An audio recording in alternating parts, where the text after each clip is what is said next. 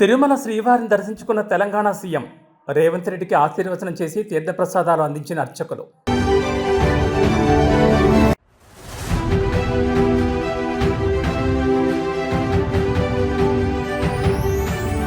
మాట నిలబెట్టుకున్న AP deputy CM కోనసీమలో అభివృద్ధి పనులకు శ్రీకారం.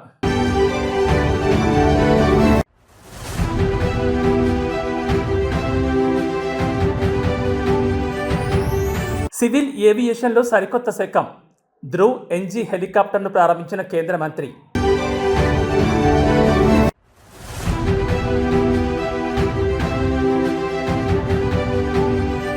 వైకుంఠ ఏకాదశి సందర్భంగా ఉత్తర ద్వార దర్శనాలు. తెలుగు రాష్ట్రాల్లోని ప్రముఖ ఆలయాల్లో ప్రత్యేక పూజలు.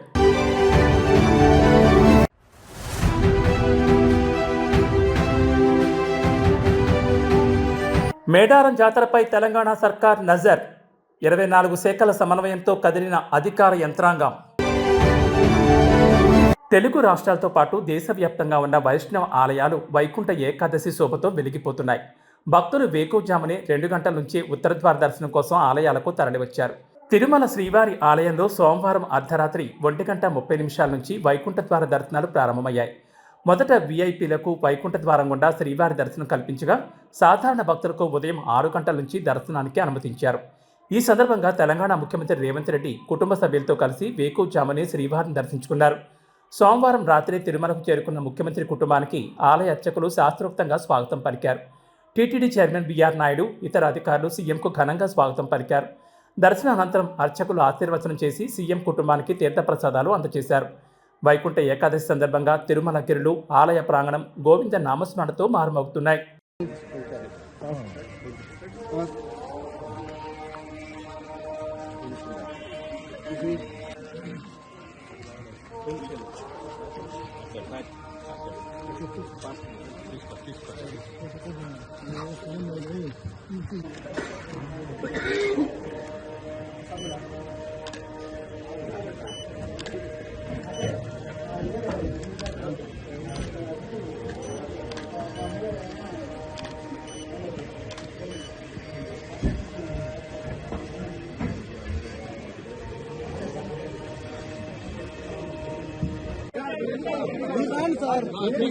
సార్ మీరు జరగాలి సార్, మాకు తెలుసు.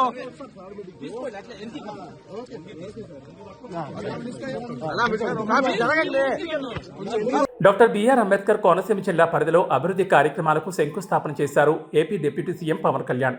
శంకర్ గుప్తం మేజర్ డ్రైన్ ఆధునికీకరణ పనులకు వర్చువల్గా శంకుస్థాపన చేశారు ఉప ముఖ్యమంత్రి.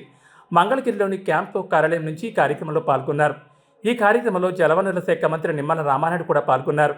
మరోవైపు శంకర్ గుప్తంలో నిర్వహించిన కార్యక్రమంలో Razole MLA Devavaraprasad, doctor BR Ambedkar Konaseema జిల్లా కలెక్టర్, జలవనరుల శాఖ అధికారులు పాల్గొన్నారు. కోనసీమ కొబ్బరి రైతులకు ఇచ్చిన మాట నిలబెట్టుకుంటూ 20.77 కోట్ల అంచనా వ్యయంతో చేపట్టనున్న పనులకు శ్రీకారం చుట్టారు. రాజోలు పర్యటనలో 45 రోజుల్లో శంకర్ గుప్తం డ్రైన్ సమస్యను పరిష్కరిస్తానని ఉప ముఖ్యమంత్రి పవన్ హామీ ఇచ్చిన విషయం తెలిసిందే.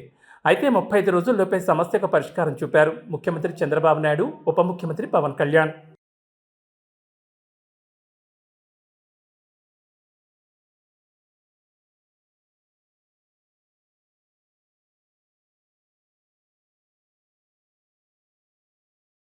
సివిల్ ఏవియేషన్ మార్కెట్లో మరో విప్లవాత్మక పరిణామం చోటు చేసుకుంది. బెంగళూరులోని హిందుస్థాన్ ఏరోనాటిక్స్ లిమిటెడ్ హెలికాప్టర్ డివిజన్లో Dhruv NG next generation civil హెలికాప్టర్కు ఇవాళ కేంద్ర పౌర విమానయాన శాఖ మంత్రి రామ్మోహన్ నాయుడు ఫ్లాగ్ ఆఫ్ చేశారు. ముందుగా ఆయన హెలికాప్టర్లో పైలట్తో కలిసి కాక్పిట్లోకి వెళ్లి అడ్వాన్స్డ్ సిస్టమ్స్ను స్వయంగా పరిశీలించారు. హెచ్ఏఎల్ రూపొందించిన అడ్వాన్స్డ్ లైట్ హెలికాప్టర్ ధ్రువ్ ఇప్పటి వరకు సైనిక అవసరాలకు మాత్రమే ఉపయోగించిన సైనిక అవసరాలకు మాత్రమే ఉపయోగించగా తాజాగా దాని నెక్స్ట్ జనరేషన్ వెర్షన్ను సివిల్ ఆపరేటర్ల అవసరాలకు అనుగుణంగా అప్గ్రేడ్ చేసి ప్రారంభించారు. ఈ హెలికాప్టర్ భారతదేశంలోని పర్వతాలు, ఎడారులు, తీర ప్రాంతాలు, ద్వీపాలు వంటి కఠిన పరిస్థితుల్లో సమర్థవంతంగా పనిచేయగలదు. High altitude, hot and high పరిస్థితుల్లో కూడా బాగా పనిచేసే సామర్థ్యం ఉంది. సివిల్ ఏవియేషన్ మార్కెట్లో ఏర్పడిన డిమాండ్కు అనుగుణంగా దేశవ్యాప్తంగా ధ్రువ్ ఎన్జీ సేవలు కొనసాగనున్నాయి.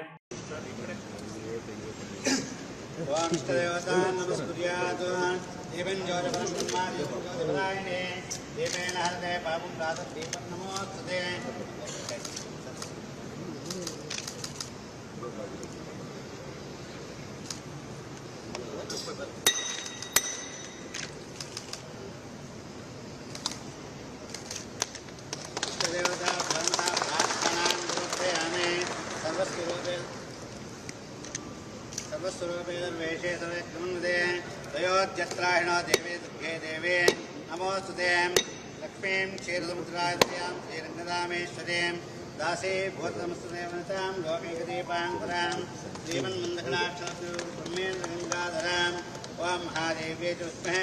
నాగర్ కర్నూలు జిల్లాలో రైతులకు మళ్లీ యూరియా కష్టాలు మొదలయ్యాయి. జిల్లా కేంద్రంలోని ప్రాథమిక వ్యవసాయ సహకార సంఘం వద్ద యూరియా కోసం రైతులు, మహిళా రైతులు పెద్ద సంఖ్యలో తరలివచ్చారు. తెల్లవారుజాము నుంచే ఎముకలు కొరికే చలిని కూడా లెక్క చేయకుండా క్యూ లైన్లలో నిలబడాల్సిన పరిస్థితి ఏర్పడింది. పంటలకు యూరియా వేయాల్సిన సమయం కావడంతో డిమాండ్ పెరిగింది. అయితే అధికారుల వద్ద ఉన్న నిల్వలు తక్కువగా ఉండడంతో అందరికీ యూరియా అందుతుందో లేదో అన్న ఆందోళన రైతుల్లో వ్యక్తమవుతోంది. పిఎస్సిఎస్ సెంటర్ల వద్ద గంటల తరబడి వేచి చూస్తున్నా కేవలం పరిమిత సంఖ్యలోనే బస్తాలు ఇస్తుండడంతో రైతులు అసహనం వ్యక్తం చేస్తున్నారు. ఈ సందర్భంగా పలువురు రైతులు మాట్లాడుతూ సాగు సమయం మించిపోతోందని, తక్షణమే జిల్లా వ్యాప్తంగా సరిపడా యూరియా నిల్వలను అందుబాటులోకి తీసుకురావాలని డిమాండ్ చేశారు. అధికారులు స్పందించి క్షేత్రస్థాయిలో యూరియా పంపిణీని వేగవంతం చేయాలని, అక్రమ నిల్వలు కాకుండా చూడాలని కోరుతున్నారు.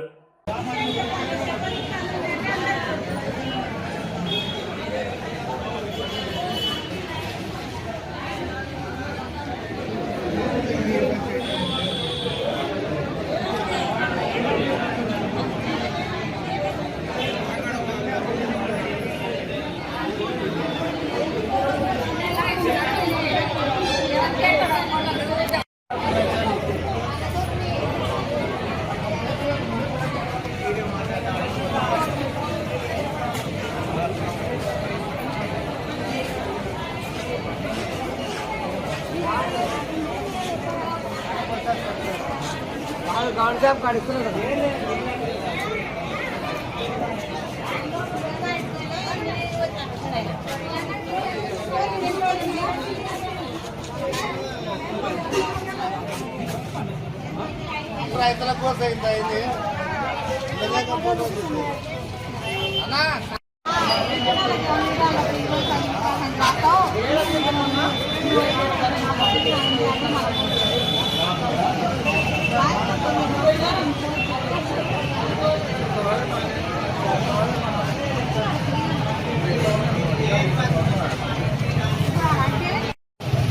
వచ్చే ఏడాది జనవరి 28 నుంచి ప్రారంభం కానున్న మేడారం జాతరను దృష్టిలో పెట్టుకుని అధికార యంత్రాంగం పనులు వేగవంతం చేసింది. జాతరకి ఇప్పటి నుంచే భక్తులు తరలివస్తుండడంతో వారికి ఎలాంటి అసౌకర్యం కలగకుండా మొత్తం జాతర ప్రాంతాన్ని 8 జోన్లు 47 సెక్టార్లుగా విభజించి ప్రతి సెక్టార్కు ఒక అధికారితో పాటు 8 మంది సిబ్బంది నియమించారు. ఈ అధికారులు జనవరి 1 నుంచే విధుల్లో చేరాలని కలెక్టర్ దివాకర్ ఆదేశాలు జారీ చేశారు. జాతర ముగిసే వరకు స్థానికంగానే ఉంటూ టాయిలెట్లు, త్రాగునీటి సౌకర్యాలు, రోడ్ల పనులు, ట్రాఫిక్ సమస్యలు, పార్కింగ్ ప్రదేశాలు వంటి ప్రతి అంశంపై పూర్తి అవగాహన కలిగి ఉండాలని సూచించారు. భక్తులతో సంబంధం ఉన్న 24 ప్రభుత్వ శాఖల అధికారులను కూడా కలెక్టర్ అప్రమత్తం చేశారు. క్షేత్రస్థాయిలో ఎదురయ్యే సమస్యలను ఎలాంటి ఆలస్యం లేకుండా పరిష్కరించేలా ఆదేశాలు జారీ చేయడంతో పాటు అధికారులకు 2 రోజుల పాటు మేడారంలో ప్రత్యేక శిక్షణ ఇవ్వడానికి కూడా ప్రత్యేక ప్రణాళిక రూపొందించారు. వైకుంఠ ఏకాదశి సందర్భంగా తెలుగు రాష్ట్రాల్లోని ప్రముఖ ఆలయాలకు భక్తులు పోటెత్తారు. తెల్లవారుజాము నుంచే భక్తులు పెద్ద సంఖ్యలో తరలివచ్చి శ్రీ మహావిష్ణువు ఉత్తరద్వార దర్శనం చేసుకున్నారు. తిరుమల శ్రీవారి ఆలయం, యాదాద్రి లక్ష్మీనరసింహస్వామి ఆలయాల్లోనూ భక్తులు భారీగా తరలివచ్చారు. భద్రాచలం శ్రీ సీతారామచంద్రస్వామి ఆలయంలో వైకుంఠ ద్వార దర్శనం ఘనంగా ప్రారంభమై గరుడ వాహనంపై శ్రీరామచంద్రమూర్తి, గజవాహనంపై సీతమ్మ, హనుమంత వాహనంపై లక్ష్మణస్వామి భక్తులకు దర్శనమిచ్చారు. విశాఖ జిల్లా సింహాచలంలో సింహాద్రినాథుడు వైకుంఠ నారాయణుడి అలంకరణలో భక్తులను అనుగ్రహించగా అదితి గజపతిరాజు తొలి దర్శనం చేసుకున్నారు.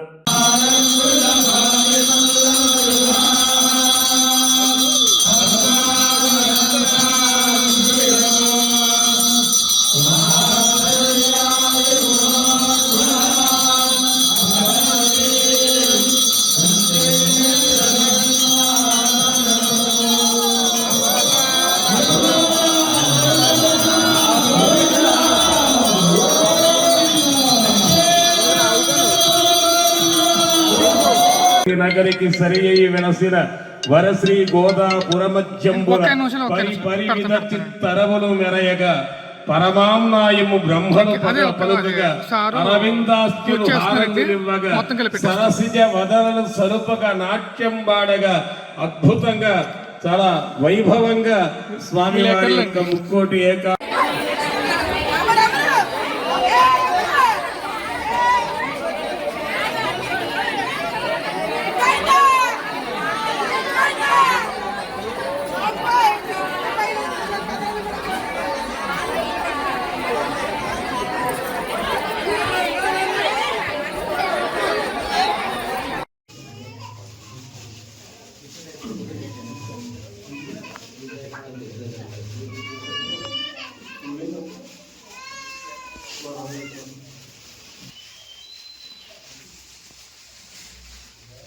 హలో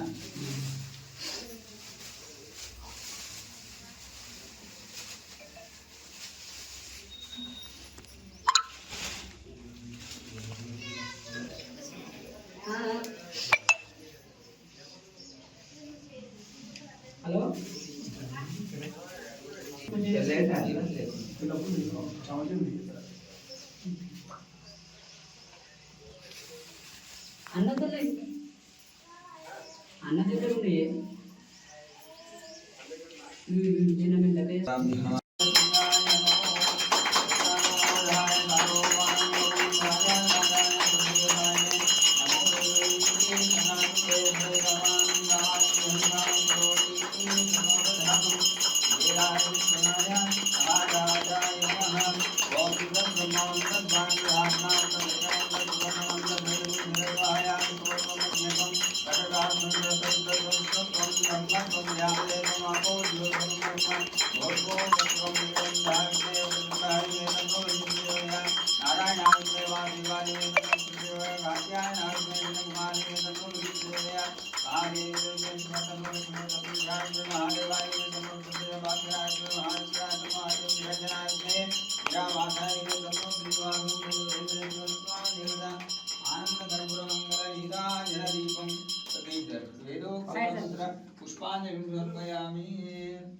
వైకుంఠ ఏకాదశి సందర్భేన ఆనంద కర్పూర మంగళ నీరాదీపం వేదోక్త పుష్పాంజలిమీశానాం సర్వవిద్యానామీశ్వర సర్వభూతానాం బ్రహ్మాధిపతి బ్రహ్మణోధిపతి బ్రహ్మ శివో మేస్తు సదాశివ ఆనంద కర్పూర మంగళ నీరాదీపం వేదోక్త పుష్పాంజలి సమర్పయామి. తెలుగు రాష్ట్రాల్లో ఆధ్యాత్మిక శోభ సంతరించుకుంది. మంగళవారం వైకుంఠ ఏకాదశి పర్వదినాన్ని పురస్కరించుకుని తెలంగాణలోని ప్రధాన ఆలయాలు విద్యుత్ కాంతులతో వెలుగులింతున్నాయి.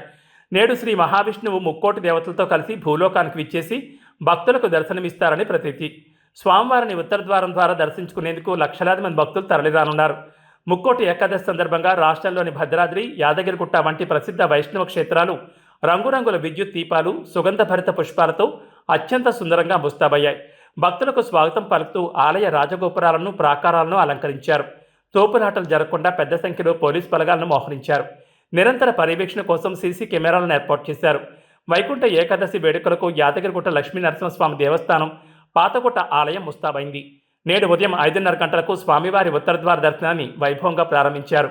అలాగే హైదరాబాద్ నగరంలోని ప్రధాన వైష్ణవ ఆలయాలు విద్యుత్ దీపాల వెలుగుల్లో కాంతులింతున్నాయి.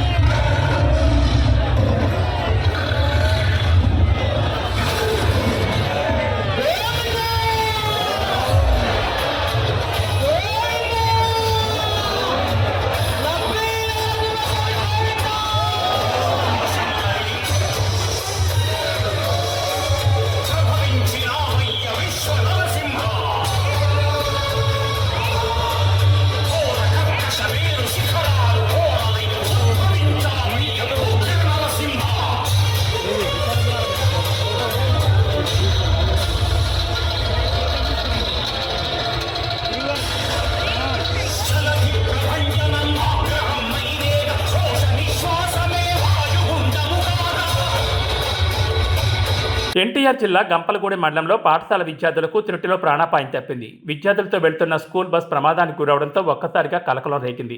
స్థానికుల అప్రమత్తతో పెద్ద ప్రమాదం తప్పడంతో అందరూ ఊపిరి పీల్చుకున్నారు. మండలంలోని చల్లకొండవారిపాలెం వద్ద ఈ ఘటన చోటు చేసుకుంది. ఎదురుగా వస్తున్న వాహనాన్ని ఓవర్టేక్ చేసే క్రమంలో డ్రైవర్ నియంత్రణ కోల్పోవడంతో స్కూల్ బస్సు అదుపు తప్పి పక్కనే ఉన్న విద్యుత్ స్తంభాన్ని బలంగా ఢీకొట్టింది. స్తంభం విరిగి బస్సుపై పడే అవకాశం ఉన్నప్పటికీ పెను ప్రమాదం సంభవించకపోవడంతో పెనుముప్పు తప్పింది. ప్రమాదం జరిగిన సమయంలో బస్సులో 50 మందికి పైగా విద్యార్థులున్నారు. ఒక్కసారిగా బస్సు ఢీకొనడంతో లోపల ఉన్న విద్యార్థులు భయాందోళనతో కేకలు వేశారు. సమీపంలోని పొలాల్లో పనిచేస్తున్న కూలీలు గమనించి వెంటనే ఘటనా స్థలానికి చేరుకున్నారు.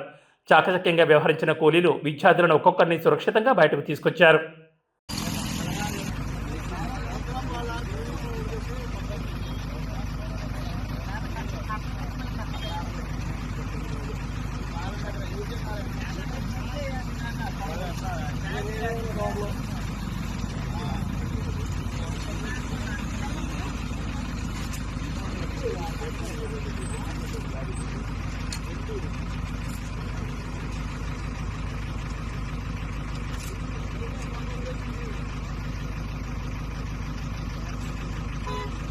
అద్దెకుంటున్న ఇంటి యజమానురాలిని నగల కోసం అతి కిరాతకంగా హతమార్చిన భయానక ఘటన నగరంలోని నాచారం పోలీస్ స్టేషన్ పరిధిలో చోటు చేసుకుంది. సిఐ ధనుంచే కథనం మేరకు మల్లాపూర్ పరిధిలోని బాబానగర్లో భర్త కుమారుడు మరణించడంతో సూర్యరెడ్డి సుజాత ఒంటరిగా నివసిస్తున్నారు. ఈ క్రమంలోనే ఆంధ్రప్రదేశ్లోని కోనసీమ జిల్లా పేరవల్లి మండలం పరిధిలోని కొత్తపల్లికి చెందిన అంజిబాబు డ్రైవర్గా పనిచేసేందుకు నగరానికి వచ్చాడు. 2 నెలల క్రితం సుజాత ఇంట్లో అద్దెకు దిగాడు. అప్పటి నుంచి అంజికి ఆమె ఒంటిపై ఉన్న నగలపై కన్నుపడింది.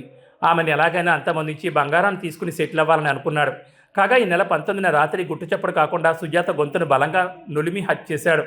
ఆ తర్వాత ఆమె ఒంటిపై ఉన్న 11 తులాల బంగారాన్ని తీసుకుని మృతదేహాన్ని ఇంట్లోనే వదిలి లాక్ చేసి వెళ్ళిపోయాడు. చేసిన హత్య గురించి కండబెరడోని స్నేహితుడు యువరాజు, అమలాపురం మండలం వేమవరం చెందిన స్నేహితుడు దుర్గారావుకు చెప్పి సొంతూరు వెళ్ళిపోయాడు. ఆ తర్వాత ఈ నెల 20న ముగ్గురు కారును అద్దెకు తీసుకుని మల్లాపూర్ చేరుకున్నారు. సుజాత మృతదేహాన్ని కారులో తీసుకెళ్లి కోనసీమ జిల్లాలోని కృష్ణలంక వద్ద గోదావరి నదిలో విసిరేశారు. ఆ తర్వాత తమకేమీ తెలియనట్లు సైలెంట్గా ఉన్నారు. అయితే మొయినాబాద్లో నివసిస్తున్న సుజాత చెల్లెలు సువర్ణలత ఈ నెల 24న సోదరి ఇంటికి వచ్చారు. సుజాత కనిపించకపోవడంతో పోలీసులకు ఫిర్యాదు చేశారు. ఈ మేరకు కేసు నమోదు చేసుకుని విచారణ చేపట్టిన పోలీసులు అద్దెదారుడైన అంజిబాబు కనిపించకపోవడాన్ని గమనించి అతన్ని అదుపులోకి తీసుకున్నారు. తమదైన స్టైల్లో విచారించగా అతడు తానే సుజాతను హత్య చేశారని ఒప్పుకున్నాడు.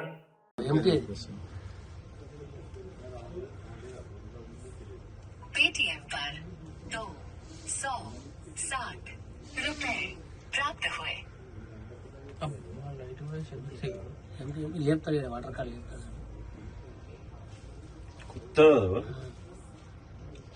వీడు అదే బ్యాచ్ అన్న. అబ్బా 100% అదే గ్యాంగ్ అన్న. ఇది అలా తెలిసాడు గోల్డ్ గ్యాంగ్.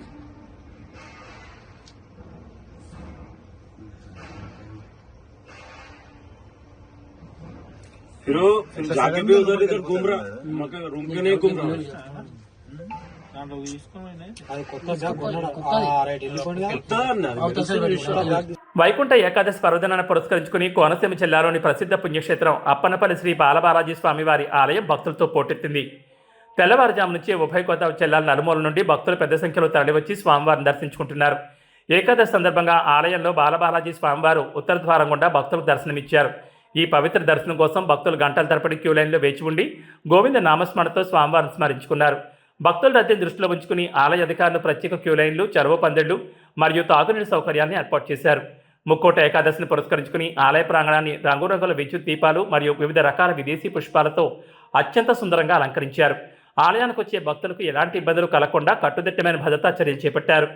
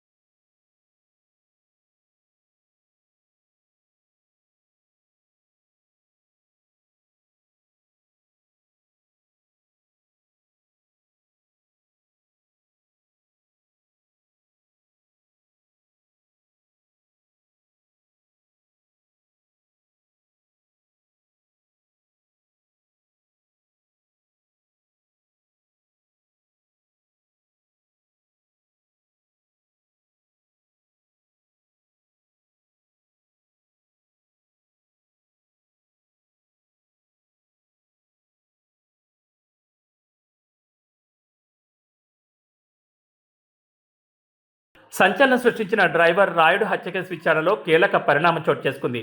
జనసేన బహిష్కృత నాయకులు శ్రీకాళహస్తి మాజీ ఇన్ఛార్జ్ కోట వినిత, ఆమె భర్త చంద్రబాబు నేతృత్వంలో ఈ హత్య జరిగినట్లు ఆరోపణలు వచ్చాయి.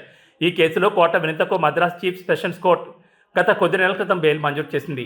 అయితే ప్రతిరోజు ఉదయం 10 గంటలలోపు C3 వెల్స్ పోలీస్ స్టేషన్లో సంతకం చేయాలని షరతు విధించింది. ఈ క్రమంలో కేసును చెన్నై 7 హిల్స్ పోలీసులు రంగంలోకి దిగి లోతుగా దర్యాప్తు చేస్తున్నారు. విచారణలో భాగంగా కోట వినిత ఇచ్చిన వాంగ్మూలం ఆధారంగా జనసేన కార్యకర్తలు పేట చంద్ర, పేట చిరంజీవులను పోలీసులు విచారిస్తున్నారు. అయితే మృతుడు రాయుడు మరణానికి ముందు తీసుకున్న ఒక సెల్ఫీ వీడియో ఇప్పుడు ఈ కేసులో కీలకంగా మారింది. ఈ వీడియోలో రాయుడు తన ప్రాణాలకు పొంచి ఉన్న ముప్పును వివరిస్తూ పేట చంద్ర, పేట చిరంజీవుల పేర్లను స్పష్టంగా ప్రస్తావించడం రాజకీయంగా కూడా పెనుదుమారం రేపుతోంది. ఈ క్రమంలో కోట వినిత పోలీసులు ఎదుట సంచలన ఆరోపణ చేశారని తెలుస్తోంది. ఈ హత్య వెనుక కేవలం తమ ప్రమేయం కాకుండా స్థానిక టీడీపీ నాయకులు ఎమ్మెల్యే బొజ్జల సుధీర్ రెడ్డి హస్తం కూడా ఉందని ఆమె వాదించారని సమాచారం. పేట చంద్ర చిరంజీవులు టీడీపీ నాయకులతో కుమ్మక్కై తమను రాజకీయంగా దెబ్బతీయడానికి కుట్రకు పాల్పడ్డారని ఆమె ఆరోపించారని తెలుస్తోంది. అయితే రాయుడు సెల్ఫీ వీడియోలో వెల్లడించిన అంశాల ప్రకారం కోట వింత దంపతుల వ్యక్తిగత విషయాలను సేకరించాలని, కొందరు ప్రత్యర్థులు తనకు డబ్బు ఆశ చూపారని, ఈ విషయాలు వినుతకు తెలియడంతోనే తనను చంపేందుకు ప్లాన్ చేశారని పేర్కొనడం గమనార్హం. ప్రస్తుతం చెన్నై పోలీసులు సెల్ఫీ వీడియోలోని ఆధారాలను, వినుత ఆరోపణలను బేరీజ్ చేస్తూ నిందితులను విచారిస్తున్నట్లు పోలీసుల సమాచారం.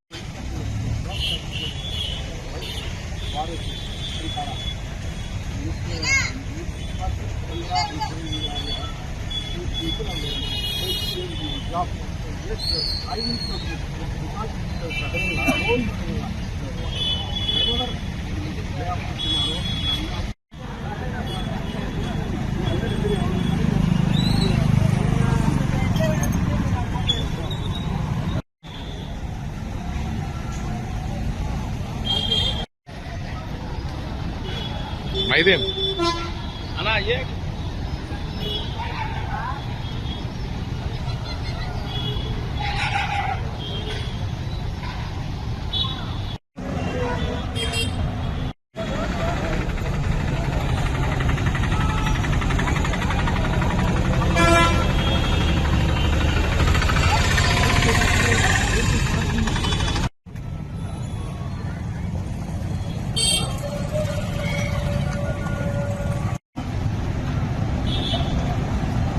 ఓకే